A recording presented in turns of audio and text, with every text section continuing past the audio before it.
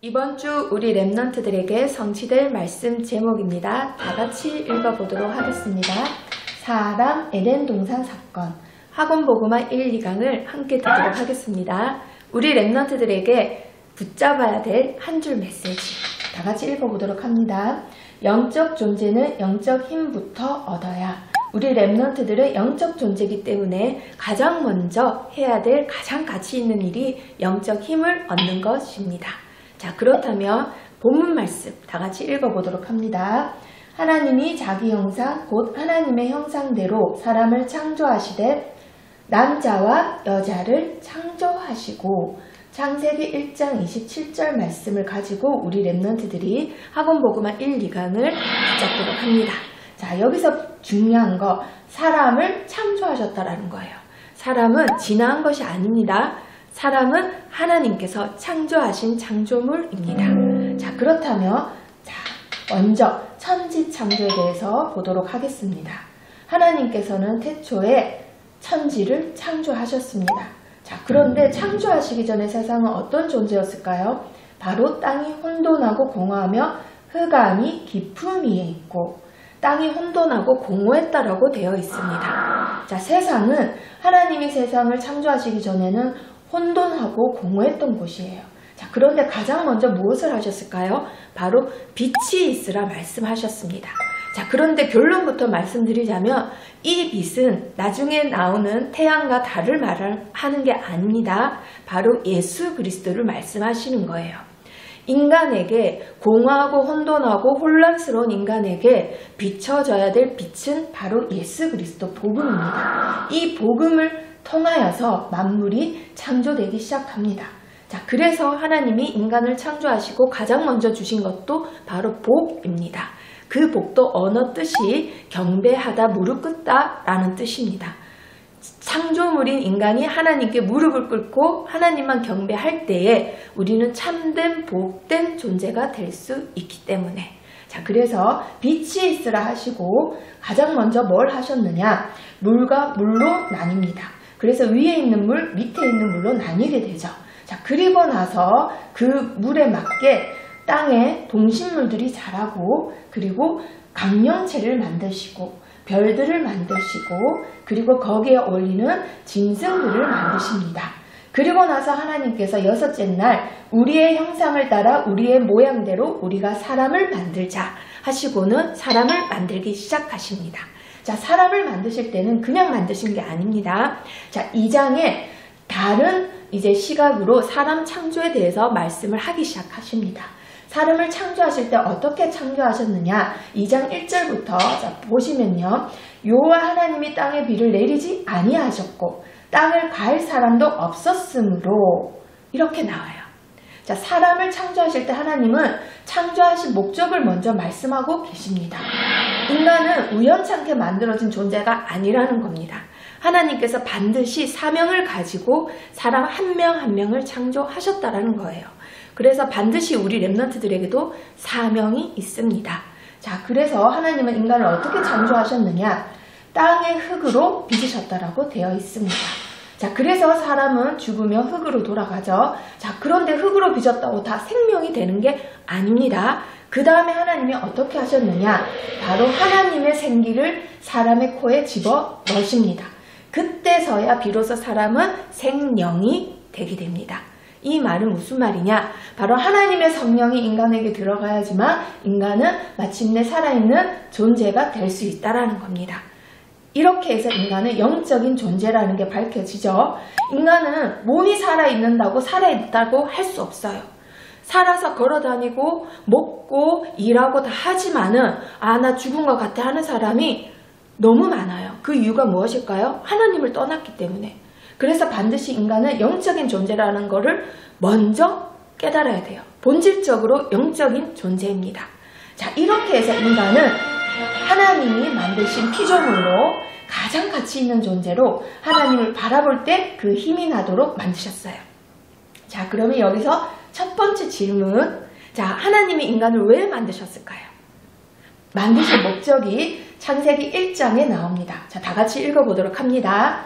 그들로 바다의 물고기와 하늘의 새와 가축과 온 땅과 땅에 기는 모든 것을 다스리게 하자 하시고, 하나님의 형상대로 하나님의 모양대로 만드신 이유, 굳이 하나님의 특성과 굳이 하나님의 이미지가 우리 인간에게 들어가 있는 이유, 그 힘과 능력이 아니고서는 이 세상 만물을 창조한 그 창조물들을 다스릴 수 없기 때문에, 그래서 하나님께서는 창조주이시고 주권자이신 하나님의 형상대로 하나님의 특성을 가진 존재로 인간을 만드셨던 겁니다. 자, 그렇다면 우리 렘넌트들이 붙잡아야 될 것, 나의 사명은 237 나라를 다스리는 것이다.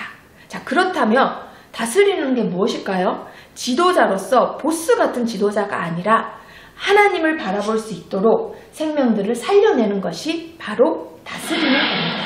자, 이렇게 해서 태초 인간인 아담은 하나님이 만드신 창조물들을 다스리는 왕 같은 자로 에덴 동산에 이제 하나님의 보냄을 받게 됩니다.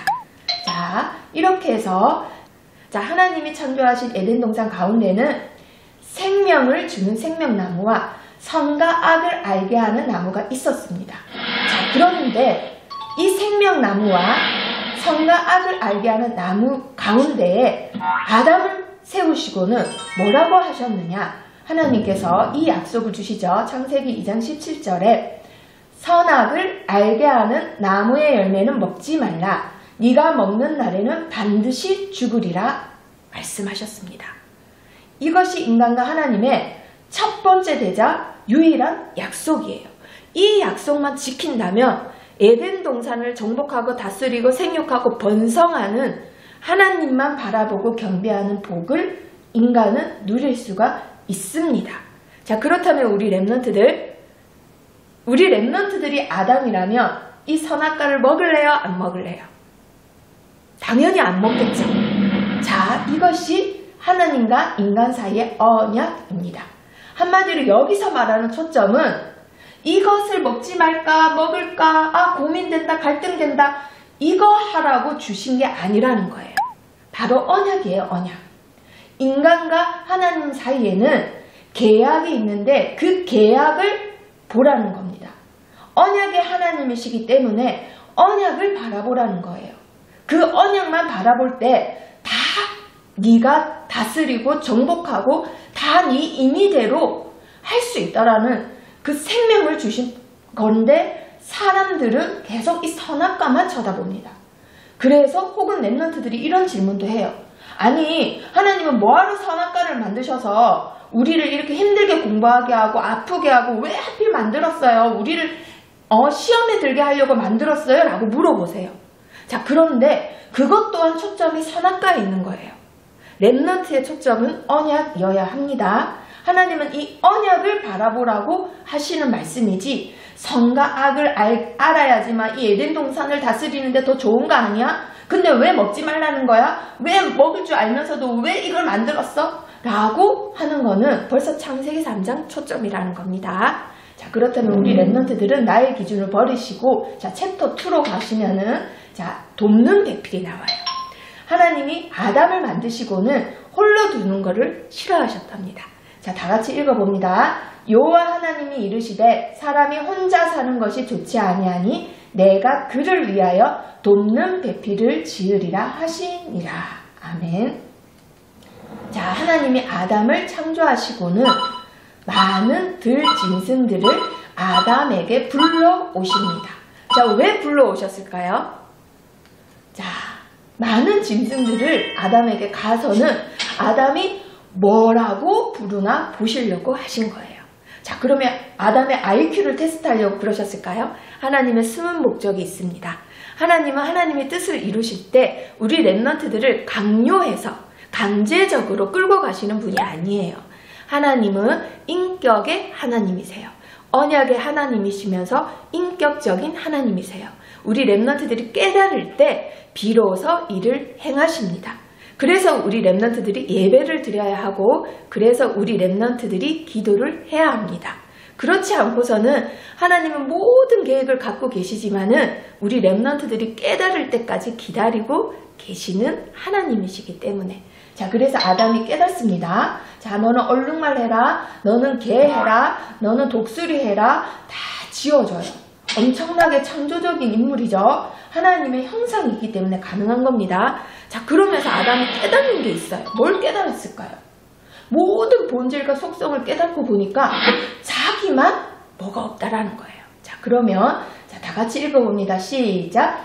아담이 모든 가축과 공중의 새와 들의 모든 짐승에게 이름을 주니라. 아담이 돕는 배필이 없으므로. 자, 아담이 깨닫습니다. 자, 이름을 하나하나 짓다 보니까 왜 나만 짝이 없어? 독수리도 짝이 있고 양도 짝이 있고 얼룩말도 짝이 있고 못생긴 하이에나도 짝이 있는데 왜 나는 하나님의 형상이면서도 짝이 없지? 왜 나만 돕는 배필이 없지? 라고 깨달아요. 그때 비로소 하나님은 하나님의 일을 행하시는 겁니다. 자, 그래서 아담을 깊게 잠들게 하십니다. 자, 성경에 보면 깊게 잠들다라고 하면 죽었다라는 뜻이에요, 사실은. 자, 그래야지만 하나님이 수술을 할 수 있기 때문에.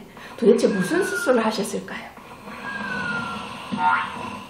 바로 아담의 갈빗뼈를 취하여서 그 갈빗뼈로 하와를 만드셨습니다. 여자를 만드셨다 이 말이에요. 자, 이렇게 해서 깊게 잠든 아담을 하나님이 깨우셨어요. 깨우자마자 본 하와가 아담의 눈에는 어떻게 보였을까요? 물론 세상에서 제일 예뻤겠죠.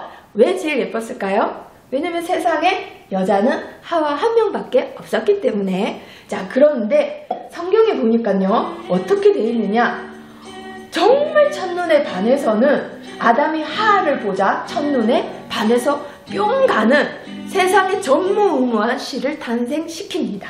자, 그 씨는 무엇일까요? 자, 첫 번째 퀴즈. 무슨 씨를 탄생시켰을까요? 자, 바로 이 씨를 탄생시켰습니다. 와, 내 뼈 중에 뼈요, 살 중에 살이라. 이거 한마디로 하면 뭐예요? 나다! 이 말이에요. 아니, 내 뼈 중에 뼈고 내 살 중에 살이면 간단하게 말해서 나다! 이거예요. 나랑 외모도 틀리고 머리카락도 틀리고 나랑 취향이 틀리지만은 하나님이 또 다른 나를 만드셨다 이 말이에요. 왜 그렇게 만드셨을까요? 우리 렘넌트들이 부족하고 연약한 부분을 채워주는 돕는 배필이기 때문입니다. 그래서 함께 하나님을 바라보고 237 나라를 살리라고 돕는 배필을 만드셨다라는 거예요. 자, 다 같이 읽어보도록 합니다. 이러므로 남자가 부모를 떠나 그의 아내와 합하여 둘이 한 몸이 이룰지로다. 아멘. 자, 이게 성경적인 결혼이에요. 다 큰 성인은 독립해야 합니다. 부모를 떠나서 부인과 남편이 한 몸을 이룹니다. 이게 무슨 말일까요? 외모도 틀리고 취향도 틀리고 성격도 틀려요. 아, 그래서 우린 너무 달라서 헤어져야 돼. 그거 성경적이지 않다라는 거예요. 하나님이 주신 그 계획과 뜻을 가지고 한 몸을 이루는 게 결혼입니다. 한 방향을 바라보고 가는 것이 결혼이에요. 그래서 아담과 하와는 하나님이 창조하신 에덴 동산에서 정복하고 다스리는 자로, 하나님이 원하시는 모든 것을 살리는 자로, 외모도 다르고 취향도 다르고 마음도 다르지만은 서로 부족한 부분을 채워주는 돕는 배필로 그 일을 해나가는 겁니다. 왜 그럴까요? 돕는 배필 뜻이 에제르예요. 에제르. 히브리 언어로 에제르. 에제르 뜻이 뭐냐? 바로 하나님의 도움입니다. 하나님만 쓰실 수 있는 용어예요. 하나님이 인간을 도우실 때에 하나님의 어마어마한 기적으로도 도우시지만은 인간의 도움으로 돕는 그 자리가 있는데 그게 바로 배우자라는 겁니다. 그래서 우리 렘넌트들 성경적인 결혼을 하기 위해서, 그리고 237 나라를 살리기 위해서 나의 부족하고 연약한 부분을 하나님이 도우시는 방법이 있는데 그것이 바로 결혼이라는 겁니다. 그래서 반드시 지금부터 배우자를 놓고 기도하시길 바랍니다. 하나님, 돕는 배필을 위해서 지금 이 시간 기도합니다. 돕는 배필이 방황하고 있다면 하나님을 바라보게 해주시고 저를 만나서 237 나라 복음화를 위해서 한 몸이 되게 해주세요. 지금부터 이렇게 기도하시길 바랍니다. 자, 이렇게 해서 성경적인 결혼을 한 아담이었어요. 자, 그러면 챕터 3 자, 학원보고만 1, 2강을 같이 하기 때문에 오늘 조금 내용이 많습니다. 자, 에덴 동산 사건이 일어나요. 자, 좋은 거 보고 사건이라 하지 않죠, 보통. 자, 그러면 안 좋은 일인데, 자, 접속사가 그래서 그런 데입니다. 뱀은 여호와 하나님이 지으신 들 짐승 중에 가장 강교하니라. 뱀이 여자에게 물어 이르되. 자, 3장에 들어가자마자 하나님이 지으신 가장 강교한 짐승이 나옵니다. 말 그대로 간사하고 교활한 짐승이 나와요. 자, 이 뱀이 왜 등장했을까요? 하와에게 질문을 합니다. 하나님이 참으로 너희에게 동산 모든 나무의 열매를 먹지 말라 하시더냐. 자, 뱀은 강교하기 때문에 이미 알고 있었습니다. 선과 악을 알게 하는 나무의 열매를 먹으면 반드시 죽는다라는 걸 알고 있었어요. 자, 그런데 선과 악을 알게 하는 나무의 열매를 먹으면 너 죽지? 라고 하면 하하가 하고 끝나기 때문에 모든이라고 합니다. 지금 모든 종교가 이런 식으로 나오고 있죠. 모든 종교는 하나인데 왜 기독교만 구원이 있어? 라고. 자, 이때 뱀도 똑같았어요. 자, 이때 하하가 뭐라고 얘기를 했나요? 동산나무의 열매를 우리가 먹을 수 있으나 중앙에 있는 나무의 열매는 하나님 말씀에 너희는 먹지도 말고 만지지도 말라. 너희가 죽을까 하노라 하셨느니라. 죽는다라고 하는 게 아니라 이미 영적 힘이 약해져 있는 하와에게 그때 뱀이 파고든 거죠. 우는 사자같이 파고들어서는 이때다 하고는 뭐라고 하나요? 결코 반드시 죽지 아니라 자기가 하나님도 아닌데 하나님의 용어를 씁니다.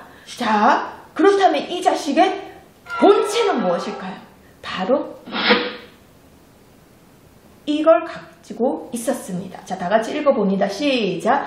너희가 그것을 먹는 날에는 너희 눈이 밝아져 하나님과 같이 되어 선악을 알 줄 하나님이 아심이니라. 바로 동기가 있었어요. 하하를 꼬셨던 동기가 뭐죠?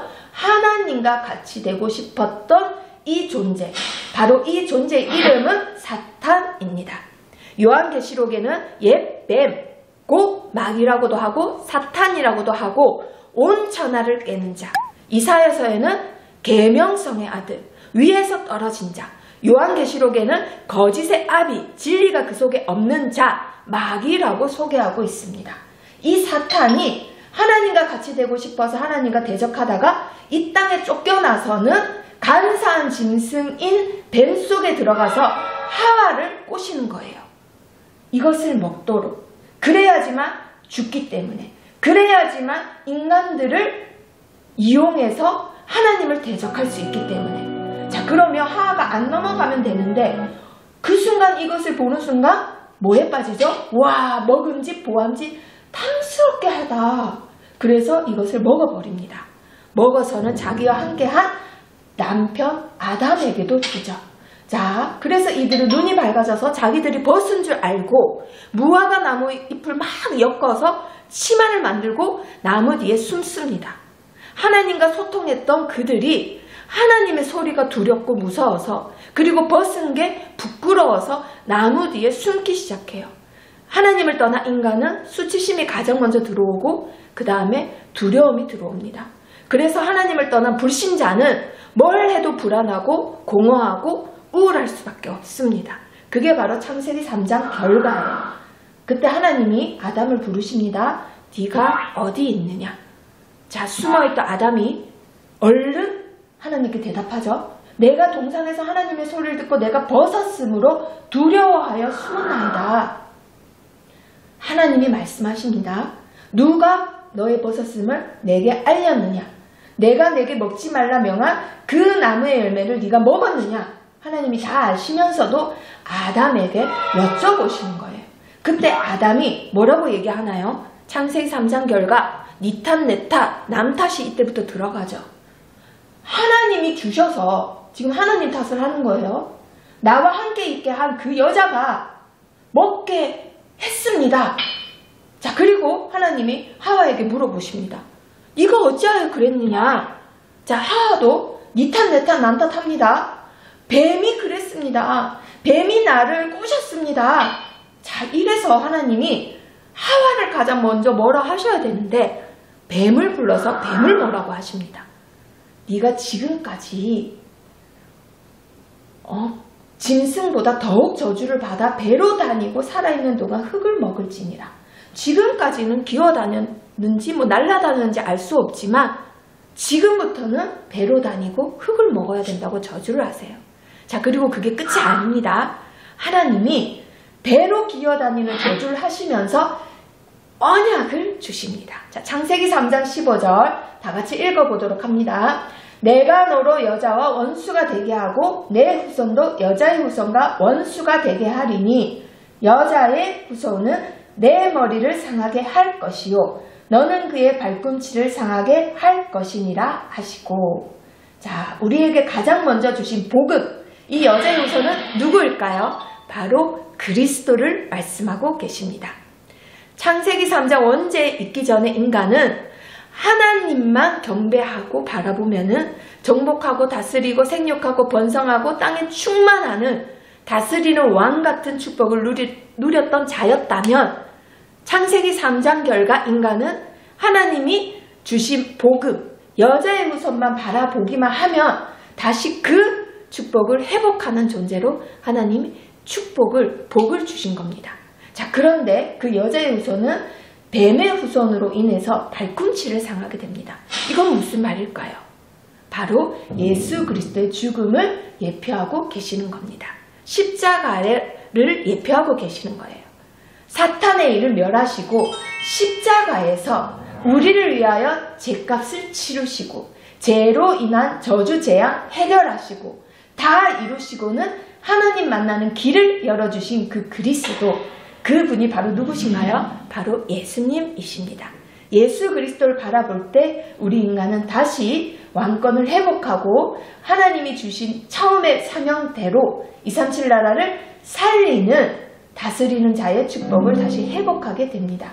자, 그러면 마지막으로 챕터 4는 원죄 결과가 나옵니다. 자, 그 뒤에 인간은 어떻게 됐을까요? 자, 먼저 선악과를 따먹은 하와는 임신하는 고통을 크게 더하게 됩니다. 자, 그전에도 임신하는 고통이 있었습니다. 자, 그런데 더 크게 더해졌다라는 거예요. 자, 그리고 나서는 남편만 바라보는 창세기 3장 결과가 나와요. 자, 그리고 남편들은 어떤 저주가 생겼을까요? 자, 먹지 말라고 한 그 언약을 어겼으므로 평생에 수고하여야지만 먹고 살 수가 있습니다. 그리고 그 선악과 따먹은 원죄로 인해서 땅도 저주를 받습니다. 그래서 가시덤불과 엉겅퀴가 나는 겁니다. 그 다음에 어떻게 됐느냐? 땀을 흘려야지만 인간들은 이제 먹고 살 수 있어요. 자, 그전에는 하나님이 주신 모든 것을 정복하고 다스렸던 위치라면 이제는 하나님이 그 다스려라고 한 그 존재처럼 돼버려서는 땅을 경작하고 땀을 흘리고 그리고 서로 집착하고 수고하고 힘들고 어렵고 아프고 그런 게 그때부터 이제 들어오기 시작했던 겁니다. 그런데도 인간은 하나님의 사랑을 받는 존재예요. 하나님은 우리를 너무너무 사랑하셔서 에덴 동산에서 내쫓으실 때도 그냥 내쫓지 아니하시고 언약을 기억하시라고 짐승의 피를 흘려서 만드신 가죽 옷을 아담과 하와에게 입혀서 쫓아보내십니다. 자, 여기서도 하나님이 우리를 얼마나 사랑하는지 알 수 있죠. 자, 가죽 옷을 지어 입히시고는 에덴 동산에서 이제 하나님이 내보내세요. 자, 그런데 다시 들어와서 생명나무를 따먹고 죄의 결과를 가진 몸으로 영원히 살게 될까봐 하나님이 에덴 동산 동쪽을 이제 막 다니는 불칼로 막으세요. 그래서 성막도 동쪽 문을 통해서 들어가게 되어 있습니다. 여기서도 하나님이 우리를 얼마나 사랑하는지 알 수 있죠. 예배를 드릴 때마다 하나님의 사랑을 회복하라는 겁니다. 우리가 동쪽에서 쫓겨났지만 다시 동쪽으로 들어가서 하나님을 만나라는 거예요. 얼마든지 내가 너희를 만나겠다. 너희가 나를 찾아오기만 하면 된다. 하나님은 항상 우리를 사랑하시고 기다리시는 하나님이라는 거.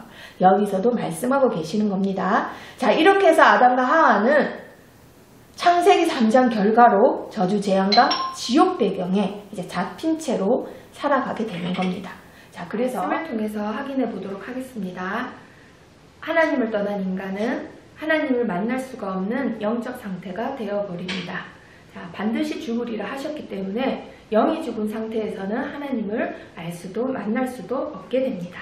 자, 그래서 인간들은 자기가 신이 돼서, 자기가 자기 자신의 주인이 돼서 그렇게 자기 마음대로 살아갈 수 있을 거라는 이제 착각에 빠지면서 살아가는 거죠. 자, 선과 악을 알게 하는 나무의 열매를 먹지 말라. 먹으면 반드시 죽으리라. 이 언약을 주신 이유가 내가 너의 권위자다. 내가 너의 통치자다. 내가 너의 주인이고 왕이다. 라는 이 언약만 붙잡고 있으면 네가 나의 대리자가 돼서 이 모든 것을 정복하고 다스릴 수 있다. 라고 주신 말씀이신데 이 언약을 놓치고 이제 선과 악을 알게 하는 나무의 열매를 먹고 그 뒤에 태어난 모든 후손들은 원죄 가운데 있기 때문에 하나님을 알지도 깨달지도 못하게 됩니다. 그러니 자기 자신이 자기의 주인이 되고 통치자가 되니 내 마음대로 사는 인생 같지만 절대 그런 인생이 될 수가 없죠. 자, 그러니 참 행복이 없습니다. 왜냐하면 나의 주인과 나의 왕을 만나지 못한 채 방황하면서 살아가야 되기 때문에. 자, 성악가는 그것을 말씀하고 계시는 겁니다. 하나님이 너희의 주인이고 왕이다. 그걸 절대 놓치지 마라. 그 말씀을 하고 계시는 거예요. 그래서 주인을 바꿀 때 우리는 참 행복을 얻고 주인을 예수 그리스도 바꿀 때 우리는 비로소 237 나라를 살릴 수 있는 지도자의 왕권을 다시 회복하게 될 수 있는 겁니다. 자, 그리고 하나님을 떠난 인간은 사탄의 유혹에 늘 빠져서 살아가게 됩니다. 너희가 이것을 먹으면 하나님과 같이 된다라고 했던 것처럼 사탄은 여전히 많은 사람들로 하여금 하나님과 같이 되라는 이제 영적인 하나님과의 이제 거리를 두게 만들죠. 그리고 하나님을 대적하는 자리에 있게 만들어요.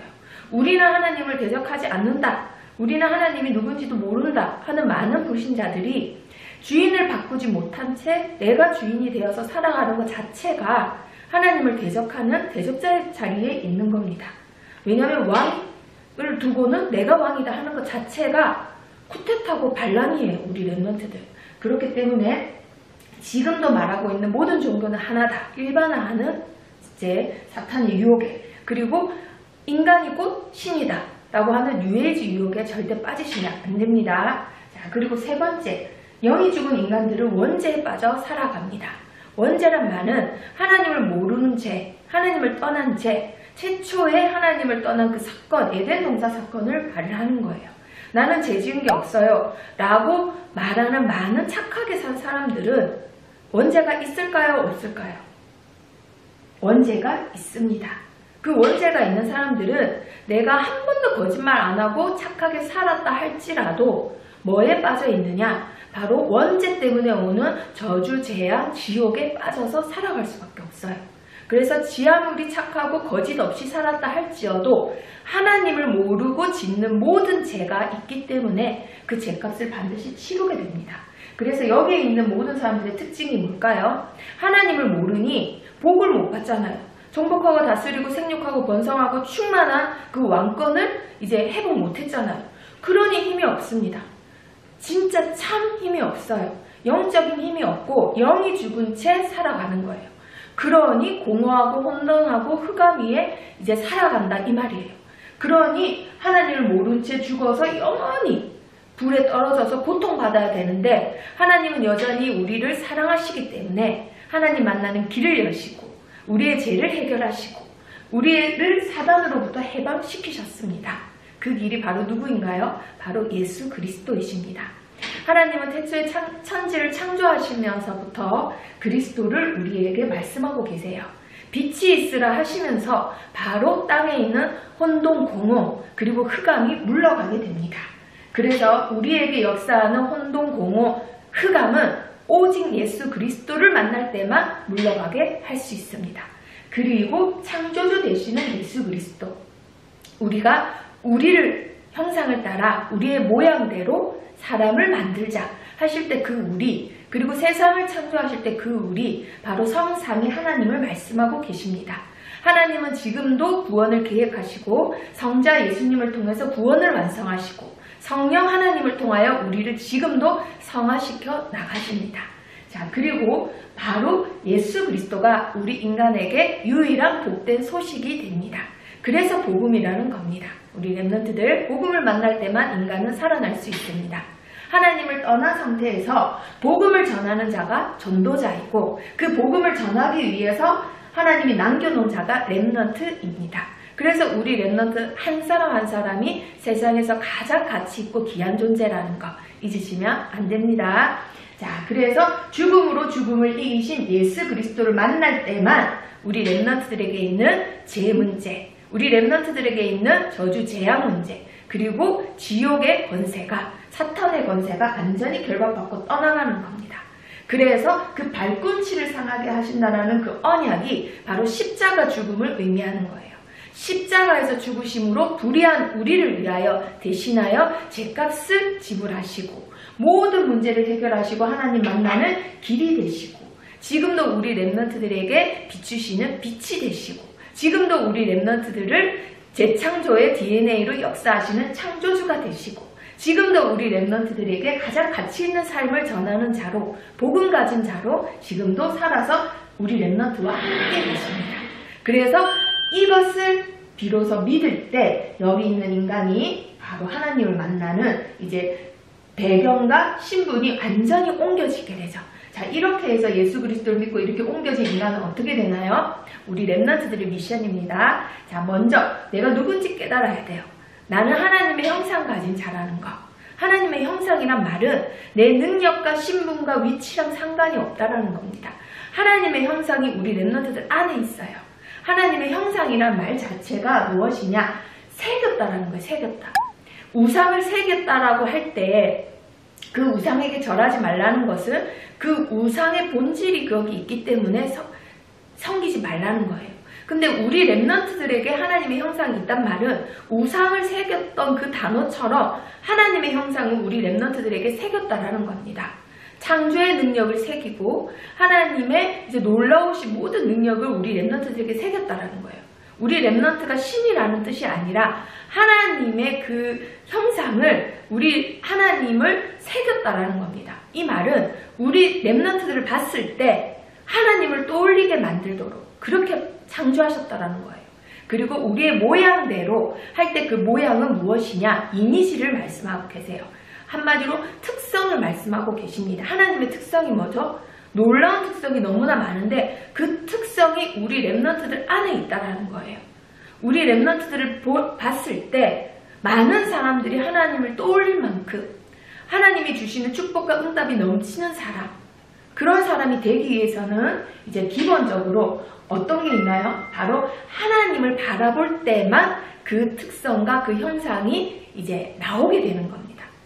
영적인 존재는 영적인 힘부터 누려야 됩니다.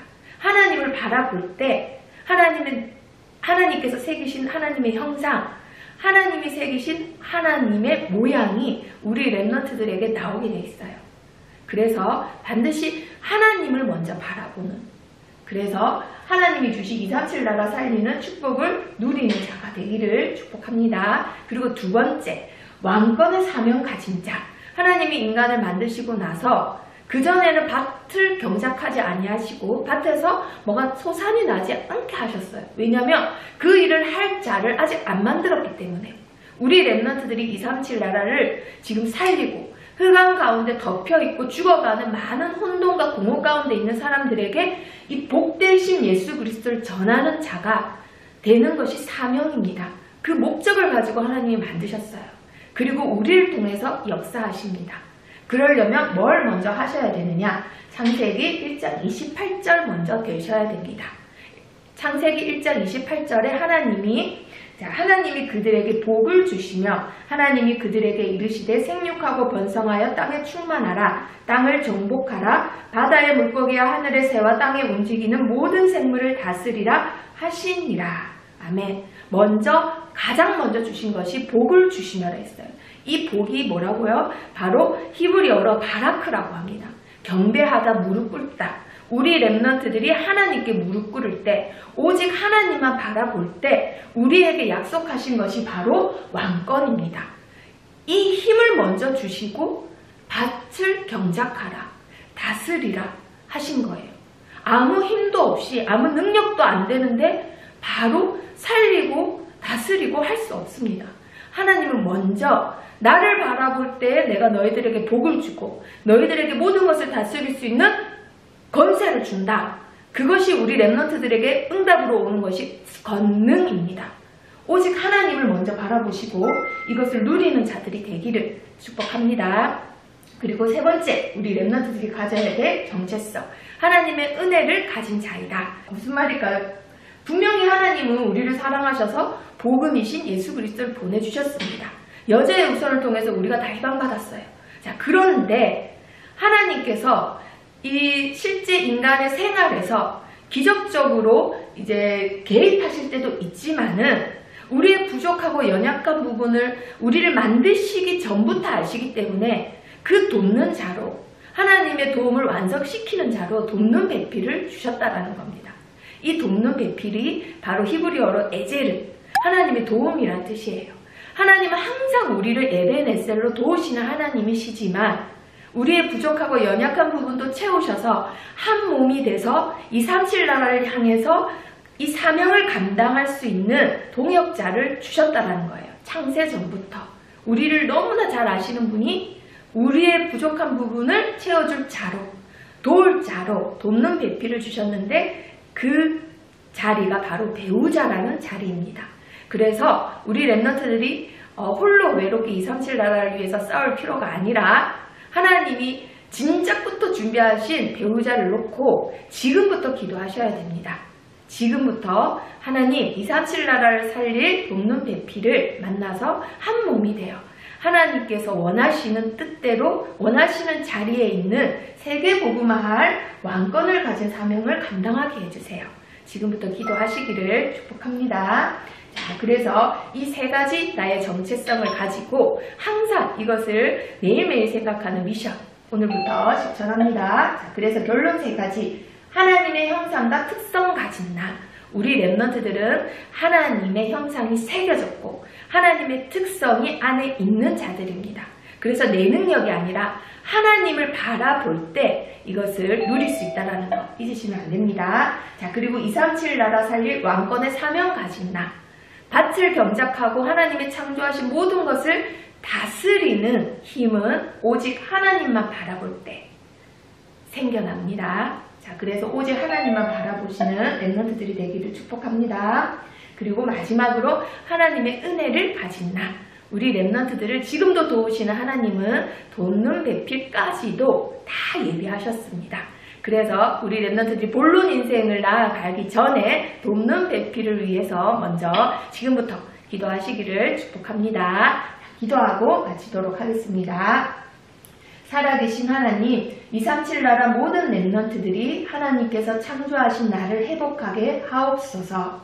오직 그리스도만 바라볼 때 허락하신 생육하고 번성하고 충만하고 정복하고 다스리는 왕권을 회복하게 하옵소서. 나와 학업과 가정 현장을 살리며 사탄의 유혹에 빠져 죽어가는 237나라를 살리는 영적 지도자로 힘을 회복하게 하옵소서. 살아계신 예수 그리스도 이름으로 기도합니다. 아멘.